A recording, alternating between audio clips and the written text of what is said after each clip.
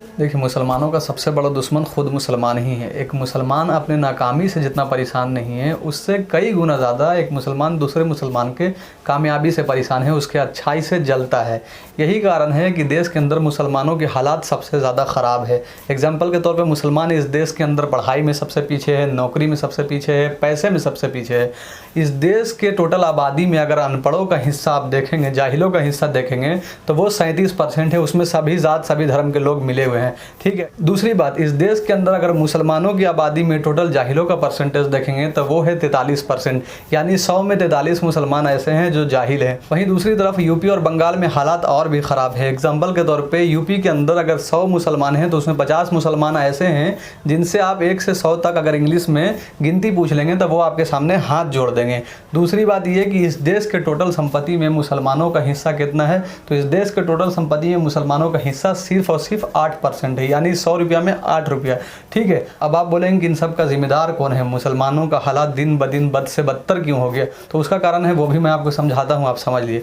देखिए, ये देश है लोकतंत्र, लोकतंत्र, लोकतंत्र। यहाँ राजतंत्र नहीं है, राजतंत्र नहीं, यहाँ कोई राजा का शासन नहीं चलता है। लोकतंत्र में क्या होता है, संविधान का राज चलता है। और संविधान क्या बोलता है, संविधान सबके लिए इक्वालिटी की बात करता है। अच्छा, संविधान के हिसाब से क्या होता है, संविधान के हिसाब से होता है देश में चुनाव, यानी वोटिंग सिस्टम। वोटिंग सिस्टम में क्या होता है कि जैसे कि मान लीजिए कि हम एमपी का वोट डाल रहे हैं या विधायक का वोट डाल रहे हैं, तो वोटिंग में क्या होता है कि हम विधायक को वोट डालेंगे, अपने पसंद का इजहार करेंगे, अपने पसंद से विधायक बनाएंगे या एमपी बनाएंगे। ठीक है। तो अब वो एमपी और विधायक क्या करेगा, एमपी चला जाएगा पार्लियामेंट में, विधायक चला जाएगा विधानसभा में। तो विधानसभा में जाके विधायक क्या बोलेगा और पार्लियामेंट में एमपी जाके क्या बोलेगा, तो एमपी जाके सरकार से क्या बोलेगा कि देखिए हमको अपने आदमी के लिए चाहिए स्कूल, उसके बाद नौकरी, बाद में वो पैसा खुदे कमा लेगा। ठीक है। तो सरकार क्या करता है, उसके बाद सरकार बनाता है योजना, सरकार योजना बनाता है और भी बहुत सा फ़ायदा है जो एक एमपी और विधायक अपने क्षेत्र में लोगों तक पहुँचाता है। ठीक है। तो उस योजना के तहत लोगों को उसका फ़ायदा मिलता है, फिर नौकरी मिलता है, पढ़ाई के लिए स्कूल मिलता है, हॉस्पिटल मिलता है, वगैरह वगैरह। ठीक है। पर आप बोलेंगे कि मुसलमान भी तो वोट किया, मुसलमान सबको वोट किया, मुसलमान को काहे नहीं मिला, मुसलमानों का हालत काहे बेकार है। तो देखिए, मुसलमान सबको वोट किया, मुसलमान जैसे थाली पे का बैगन कैसे होता है, जैसे थाली पे का बैगन कभी इधर लुढ़क गया, कभी इधर लुढ़क गया, तो मुसलमान का हाल यही रहा। कभी लालू को, कभी राबड़ी को, कभी नीतीश को, तो कभी कांग्रेस को, तो कभी फलना को, कभी ढिमका को, कभी ममता को, तो कभी अखिलेश को, बीएसपी को, ऐसे ऐसे करके मुसलमान वोट देता गया। मुसलमान का काम कोई नहीं किया, मुसलमान महसूस कर रहा ठगा हुआ, लेकिन मुसलमान करे तो क्या करे, करे तो क्या करे, जाए तो कहाँ जाए। ठीक है। एक तरफ कुआं है तो दूसरी तरफ खाई है, ये स्थिति थी। इसी तरह का स्थिति था। उसी के दरमियान 2014 आ गया। 2014 में बीजेपी ने अनाउंसमेंट कर दिया कि हमारी तरफ से पीएम के कैंडिडेट मोदी जी रहेंगे। जब मोदी जी पीएम के कैंडिडेट बन गए तो मुसलमानों में एक ठो डर पैदा हो गया कि लो साला ये तो आओ मुसीबत एक ठो हो जाएगा हमारे लिए, ये तो मोदी जी है, सुनते हैं कि मुसलमान के खिलाफ चलते हैं। ठीक है। तो उसके बाद एक और घटना हुआ। दूसरा घटना ये है कि हैदराबाद में एक ठो भाईजान थे जिनका नाम है असदुद्दीन ओवैसी भाईजान। ठीक है। तो भाईजान बोले कि मुसलमानों का नेता कोई नहीं है, मुसलमानों के लिए कोई काम नहीं करेगा, तो हम बनेंगे सबका नेता, हम सबके लिए काम करेंगे, मैं बनेगा मुसलमान का लीडर, मैं करेगा काम मुसलमान के लिए। ठीक है। ये बात हुआ। अब असदुद्दीन ओवैसी क्या किए, वहाँ से निकले, वहाँ से निकले, भागे भागे भागे कहाँ पहुँचे, महाराष्ट्र। महाराष्ट्र गए, बहुत आदमी लोग उनका वेलकम किया, बोला कि अच्छा हुआ कि आ गए। लेकिन उससे भी कहीं गुना ज़्यादा लोग ऐसे थे कि बोले कह रहे ये तो बीजेपी खड़ा गया, बीजेपी का बी टीम है, बी टीम है, नहीं नहीं चाहिए ओवैसी जी, भाईजान नहीं चलेगा यहाँ। ठीक है। पर ओवैसी जी वहाँ कुछ कामयाबी हासिल कर पाए थोड़ा, माने 2 सीट जीते। ठीक है। एमएलए वाला 2 सीट जीते और कॉर्पोरेट बहुत सा है। ठीक है। अब वहाँ से मामला खत्म हुआ तो ओवैसी जी भागे भागे कहाँ है, बिहार। बिहार में आए तो बहुत सा आदमी बोला कि ना ये तो बी टीम है, ये बी टीम है बीजेपी का, ये आरजेडी को हरा देगा, ये नीतीश को हरा देगा। तो ये कहानी हुआ। 2015 में बिहार में उनको कोई कामयाबी नहीं मिला, लेकिन बाद में 2020 में कुछ लोग मान लिए कि मुसलमानों के नेता है। ठीक है। वहाँ कुछ कामयाबी मिला। इसके बाद ओवैसी जी का किए, भागे भागे दौड़े दौड़े गए बंगाल। बंगाल में बोले कि ममता कुछ काम नहीं किया मुसलमानों के लिए, हम बनेगा मुसलमानों का लीडर, हम काम करेंगे मुसलमानों को, मुसलमानों को हक हम ही दिलाएंगे। बंगाली मुस्लिम का बोला अदा हमारे लगभग ना अपनी जान खनते के, मतलब बंगाली लोग रिफ्यूज़ कर दिया, एक्सेप्ट नहीं किया। वहाँ ओवैसी जी को कोई कामयाबी नहीं मिला, वो चले आए वहाँ से निकल के यूपी। यूपी यानी इस देश में आबादी के हिसाब से सबसे बड़ा राज्य माने जाने वाला यूपी। यूपी में मुसलमानों की भी आबादी काफ़ी है, अच्छी खासी। अब यूपी में आया चुनाव तो ओवैसी जी सटे यूपी में। ओवैसी जी ने सोचा कि किसी के साथ कर लेंगे गठबंधन, कोई में चिपक जाएंगे, तो सब राजनीतिक पार्टी दूर से बोला कि ना वहीं रहिए, आप बीजेपी का बी टीम है। ओवैसी जी को भी आया गुस्सा, ओवैसी जी बोले कि अच्छा ही बात है, तो कोई नहीं तो हम अकेले लड़ेंगे। अकेले लड़े का अनाउंसमेंट करके उन्होंने बोला कि हम 100 सीट पे अकेले लड़ेंगे।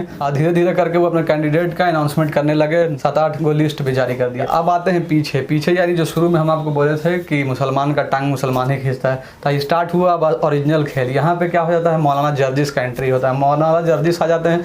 मौलाना जर्जिस बोलते हैं कि ओवैसी नहीं, बीजेपी का बी टीम है, ओवैसी हरा देगा, 100 सीट पे लड़के समाजवादी को हरा देगा, समाजवादी का सरकार बनते बनते रोक देगा।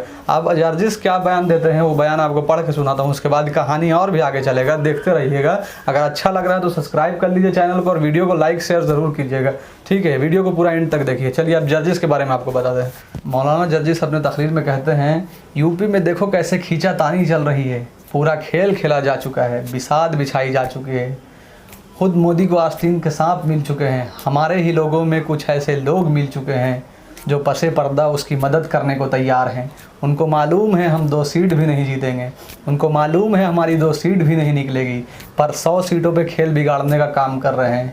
उसी का तो पैसा है, उसी का तो इनाम है, उसी के बदौलत तो हमारी यूनिवर्सिटियाँ, मेडिकल कॉलेज और ये सारी चीज़ें चल रही हैं। वाह मौलाना साहब, क्या विचार हैं आपके।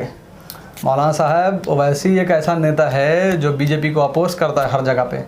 ओवैसी ने ट्रिपल तलाक से लेके मॉब लिंचिंग से लेके CAA NRC हर चीज़ का विरोध किया है, फिर भी आप ओवैसी को B team, C team, 4 team क्यों कह रहे हैं।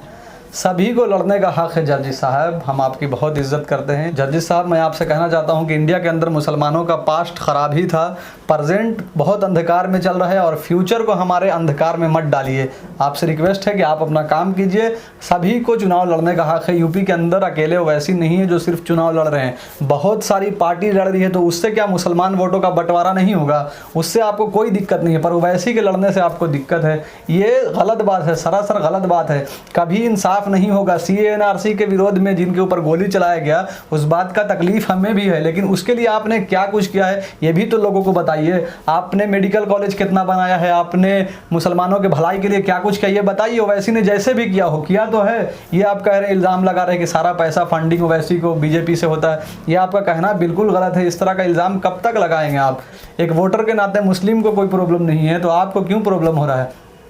दोस्तों, ये वीडियो बनाने का सिर्फ इतना ही मकसद था और ज़्यादा बात ना करूं, वीडियो लंबा हो जाएगा। इस वीडियो को अब यहीं पे एंड करते हैं। ओवैसी के लिस्ट में कितने लोगों का नाम है और वो टोटल कितने कैंडिडेट उतार रहे हैं, इसके बारे में एक अलग से वीडियो बना देंगे, और क्या फ़ायदा क्या नुकसान होगा यूपी की राजनीति में इससे, तो वो भी मैं डिटेल्स में बता दूंगा। अभी इस वीडियो को यहीं पर समाप्त करते हैं। वीडियो देखने के लिए बहुत बहुत शुक्रिया। अगर आप मेरे चैनल पर पहली बार आए हैं तो मेरे चैनल को सब्सक्राइब कर ले, वीडियो को लाइक और शेयर करें।